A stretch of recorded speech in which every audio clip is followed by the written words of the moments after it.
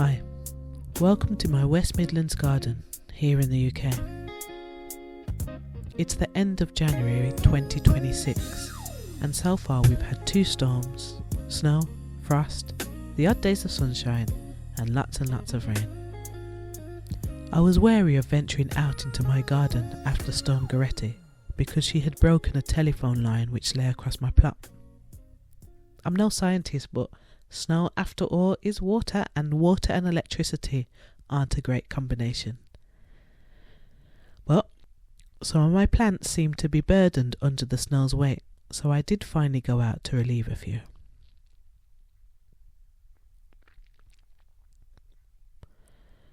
My fern fronds had completely collapsed. I decided to give them an early chop. You can see the new growth beneath, and I can't wait for them to begin to unfurl. For now, I will probably use the cuttings to cover this over to protect it from any coming frost. I've been out in the garden a few times this month, and just as I enter, I'm always surprised by the sweet smell of this sorrococker from its newly opened flowers. I've been trying to think what it smells like. I looked it up and it's been described as a honey vanilla type scent. Maybe that's what it is. Either way, it's quite nice, and with the added berries it adds a little interest to the garden in these cold months. Here's my new gala apple tree. I ordered it online because I wanted a miniature rootstock which I probably wouldn't find in stores. However, it ended up just being a trunk and a slanted branch, so I made a complaint.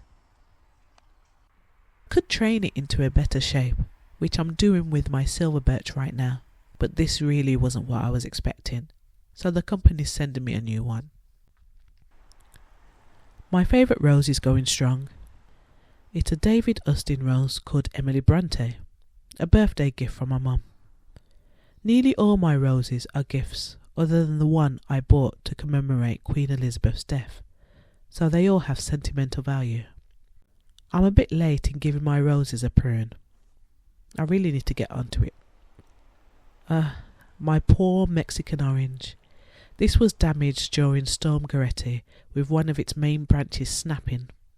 I've had to cut it off and now it's lopsided, but I'm going to just leave it. It grows really fast, so I'll have new branches soon, and slowly but surely I can get it back into a decent shape. As soon as it begins to warm up, I'll clean up all the dead foliage in this garden. I like to leave everything as it is so I remember where all the plants actually are. But I also feel like they protect the plants and stop snow and frost getting into the base and killing them off. I could be wrong, but that's why I do it. And also, it's good for wildlife, so that's an added bonus. Here's my euphorbia. I was gutted to see this cave in under the weight of the snow. This plant is a few years old now, but when I first got it I didn't really like it that much. But it does combine well with the plants around it, so I kept it. And now it's growing on me, so I was really sad to see it suffer. I would have given it a trim anyway, but only after it had flowered. You can see it was getting ready to flower in the spring. But now I've had to really take it back. Luckily there's new shoots growing, so it's not the end of the world. My fence finally collapsed. As you can see, the trunk of this sycamore has been slowly forcing this fence down.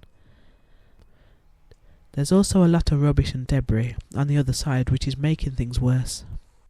I'll have to just have a chat with my neighbour and hopefully get something done about it. I actually have a hawthorn back here which isn't getting any sunlight. I'm wondering if it's still alive. I might move it and use this as part of a hedge that I want to plant to replace the fence. I've pruned the lower branches of this laurel to give this ligustrum a bit of space. I'll probably thin it out more on the top at some point too.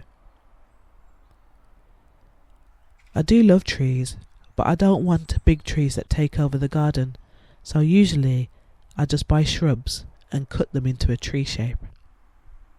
That's what my aim is for these shrubs. The rest of the garden is as it was before. I've a few extra plants, again from an online order, this time some bare root perennials. They arrived while I was at work, and by the time I got home it was really dark, so I had to pot them up inside. Well, I did it in the bath to keep cleaning up as easy as possible. When you first buy bare root plants, you probably think that you've been scammed. Imagine opening a bag and seeing this. But not to worry, they should grow. I popped them in a bucket to give them a drink. I'm hoping now I didn't drown them.